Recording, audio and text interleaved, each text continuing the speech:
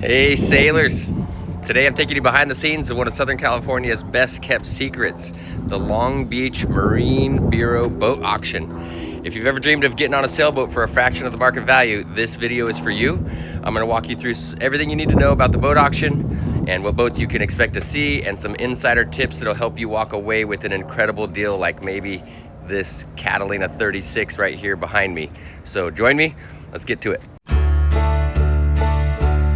Hello sailors, my name's Andy and this is my wife Misty. A few years ago we bought an old neglected sailboat for $3,500 and I've been working on it ever since. I literally learned how to sail on YouTube, but later we both took some lessons. I used to think that sailing was only for rich people. It's not. I used to also think that you had to sail around the world to have fun. You don't. Click subscribe, give it a thumbs up, and join us, and we'll show you how much fun you can have coastal cruising on a cheap sailboat. Welcome to Sailing Solé. New episodes every 2 weeks on Sunday morning. Okay, first let's talk about what the boat auction actually is. The Long Beach Marine Bureau, they hold a boat auction typically twice per year, once in the spring and once in the fall, depending on how much inventory they have. If they have enough, they'll do it twice, but they'll do it always at least once. These are impounded or abandoned vessels, boats that weren't claimed by their owner, and let's say the slip fees piled up and nobody paid for them, or anything like that, or the owner died, something like that, but nobody had claimed the boat. So the marinas will impound these vessels, put them in a holding area for a little while, and then after some time has gone by and nobody's claimed them, they'll put them in the boat auction. So again, if there's enough inventory, they'll do it twice a year. Otherwise, there's always one per year, and it's in the spring or the fall. But be sure to subscribe to the channel and hit the notification bell, because I'll always send out an announcement video that tells you when the next boat auction is happening, like I already did. If you haven't seen that video, check out my channel. I got a bunch of announcement videos and they're pretty fun to watch, and so are the old auction videos. But anyways, that's where the inventory comes, and that's what the boat auction actually is. And this here is an Islander 32. Okay, now let's talk about what you can actually find at these auctions. I'm looking at the June 2025 list right now, and it's pretty diverse. You've got everything from SUPs, which are your stand-up paddle boards, tons of those. You've got kayaks and other things that are small craft. What is it? A canoe, stuff like that. So you've got your rigid and inflatable dinghies, and of course your sailboats and your power boats, and that's where it gets pretty interesting. Looking at the sailboats, there always seems to be a Catalina 30 in the mix because they were once manufactured here, and there's tons of them here in Southern California. And there's other similar sized boats from the from the 70s and 80s, and you can sometimes even see a serious blue water cruiser if you're lucky. But something that's really important to factor in and to notice about all of these sailboats or power boats is that there might be a tax lien attached to them. Now in the 2025 boat auction, there was a Wellcraft, and it had $5,000 worth of tax liens attached to it. So you have to factor that into your bidding strategy, because you have to pay that tax lien before you are able to gain access to the boat. So you'll have to go to the county that it was registered in, pay those liens, show proof of payment on those liens that those are free and clear, and then take that proof to the Marine Bureau, and they will give you access to the boat and the title or whatever it is that they give you as far as paperwork saying that you now own the boat. Be sure to look and see if it has a tax lien. Now, they didn't used to have the liens on the paper, but the list that they give you at the boat auction now, every boat will tell you if it has a lien or not.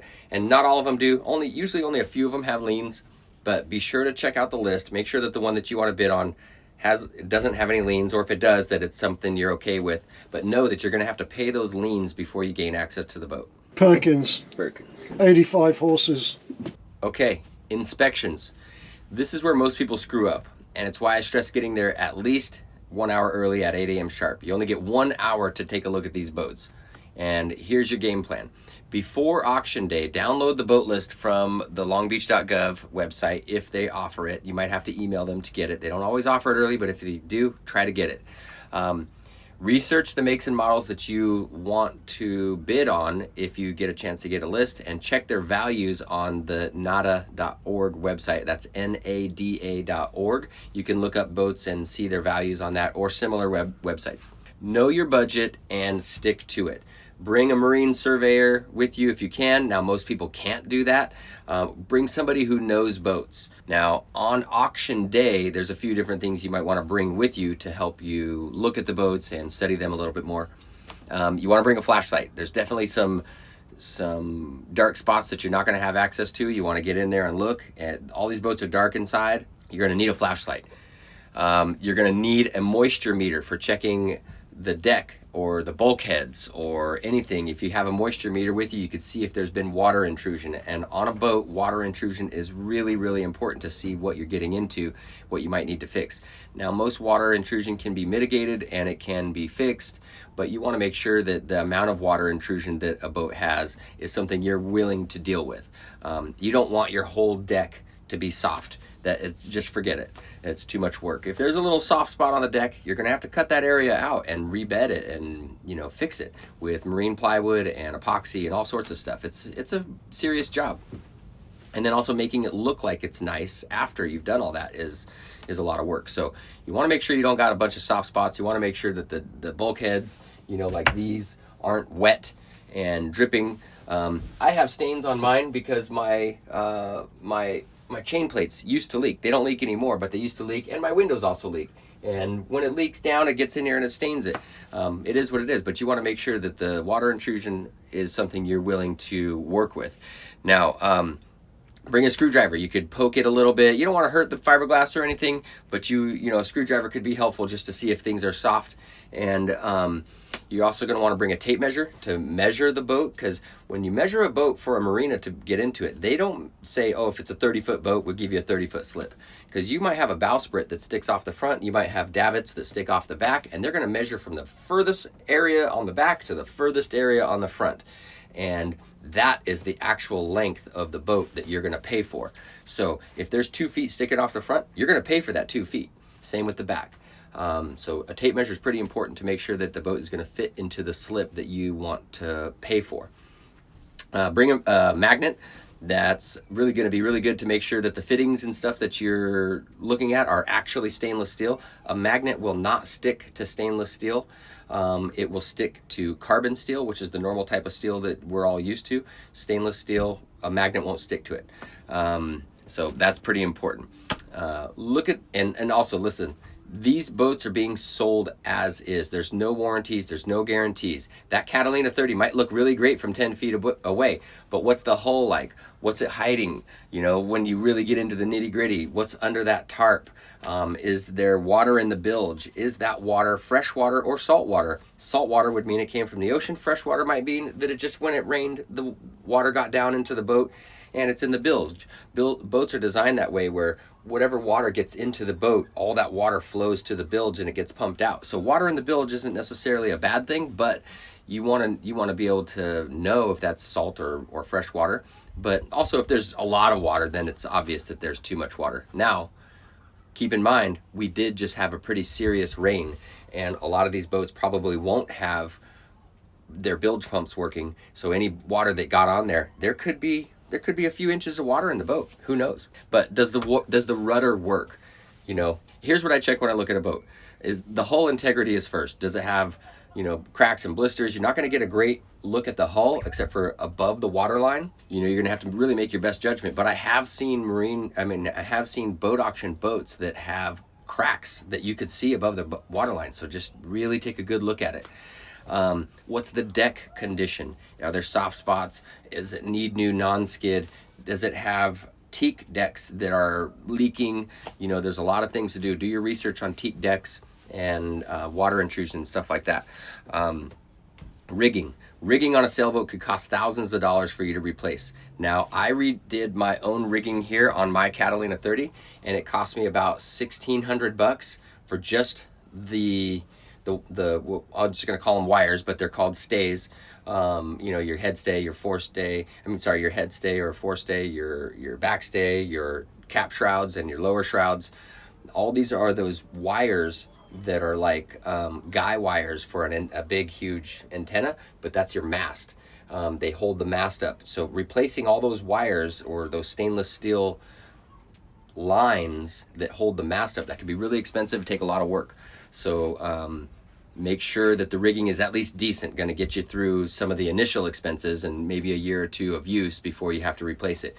It's always good to replace your rigging 12 years, 10 or 12 years after it's been replaced, but a lot of boats go a lot longer than that, just depending on the condition of the rigging.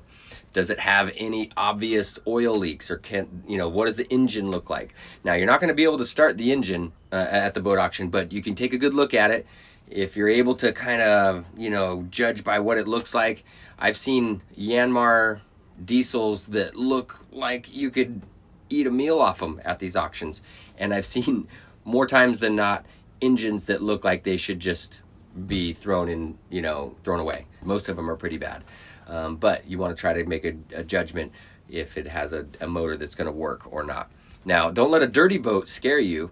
Dirt can be washed off, but it could also hide some problems. So you need to strike that balance between what's dirty, what's clean, what's fixable, what's not. But bring those tools with you, do your research, and get there a little early to inspect the boat. 5 now, 575, but it goes 600 going once. Okay, it's 9 a.m., it's bidding time, and this is where people lose their minds and lose their budgets. Everybody's excited and things are getting ready to start. So here's how to win without losing. Rule number 1, set your max bid before the auction starts. Write it down, seriously, on your hand or anything, but don't go above your max budget. Auction fever is real, and I've seen people pay $8,000 for a $4,000 boat. Rule number 2, start low, but be ready to move. All boats in the water start at $500, so go ahead, throw out your bid. You never know, you might be the only one that bids on it, or it might go up to your max budget, but know your budget and stay at that. So be ready to walk away if it goes above your number. Rule number 3, watch the crowd, not just the boat. See that guy off in the corner? He's been looking at this certain boat, and he brought a marine surveyor with him. So he spent 45 minutes looking at this certain boat. Follow his lead. He might know something that you don't. So pay attention to who's looking and bidding on what boats, and let that help you make your own decisions for everything. Rule number 4, factor in real world costs that are going to come with that boat. That $3,000 sailboat needs a bunch of different things, and it could have tax liens. So if it has tax liens, you got to add that right on top of your $3,000 bid that you might have put on it. So $1,500 in liens, that $3,000 bid, now you're at $4,500. You still got to transport that boat to the boat yard. There's another $500 to $1,000. You got to haul it out. There's another $500 to $1,000. You got to do bottom paint and maybe some small repairs. There's another $1,500 to $3,000. You have some safety equipment that you got to buy. Suddenly, that $3,000 boat is $10,000 project, and make sure you're okay with that. So there's a lot of real world expenses that go into these boats once you own them, and it's yours. It's your problem. You inherit all the problems of that boat when you buy that boat. So just make sure that the price that you're going to pay for everything when it's all said and done is a price that you're okay with. 75, now 675, there's 7, but it goes 7 1/4, 7. After you win, congratulations, you just won a boat. Now what?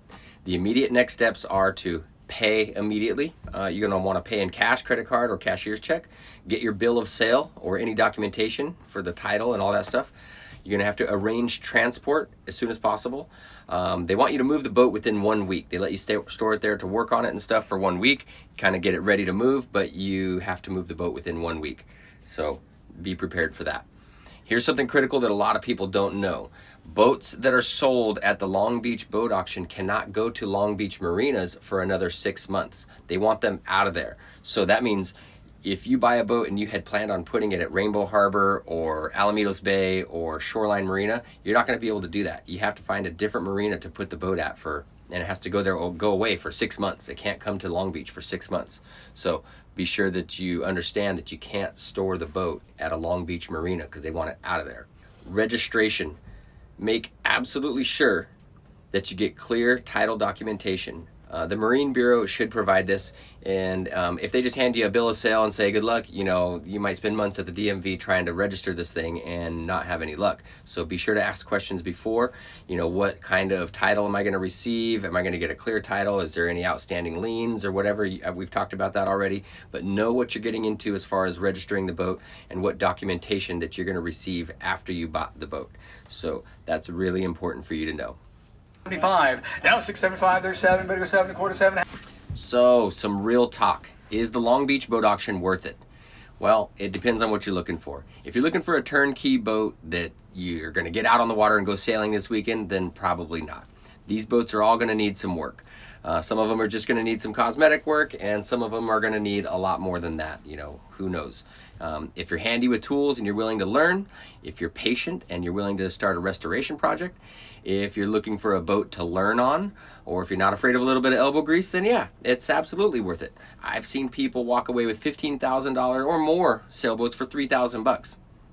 I've also seen people buy $1,000 money pits. So the formula is to do your homework, inspect thoroughly, budget realistically, and don't get emotionally attached to these boats. Remember, the goal isn't to win an auction. The goal is to get out on the water on a boat that you love. So whether it comes from a private seller or a broker or a boat auction, that is something to consider. You know, I bought an inexpensive sailboat. I was just in the right place at the right time, lucky me, but it wasn't at an auction, but my boat needed a lot of work, and I'm still working on it. And sometimes I wonder, man, if I just spent a little bit more money, I could have avoided all this work that I've had to do. But I mean, it is fun for me to do the work. I'm that kind of type of person where I like to do the work, but at the same time, some of those, you know, systems and creature comforts and stuff, they're just worth paying for. So know what you're getting into, and know if you're willing to start a project or if you just want to get out on the water. But good luck. All right, that's your insider's guide to the Long Beach boat auction. If you found this video and information helpful, smash the like button and subscribe. We're going to give you much more practical sailing content here on the channel. In an upcoming episode, I plan on doing a deep dive into how to survey a used sailboat, and this will tell you everything you need to know about what to look for when you're buying it, whether it's at a boat auction or a private seller or anything. If you have any questions, drop them in the comments. I try to reply to every single one of those. And if you end up buying a boat at the boat auction, tag me in your posts. I would love to see what you guys come up with. So until next time, fair winds and following seas. Get yourself some Sailing Solé merch, link down in the description, and we'll see you at the next video. Cheers.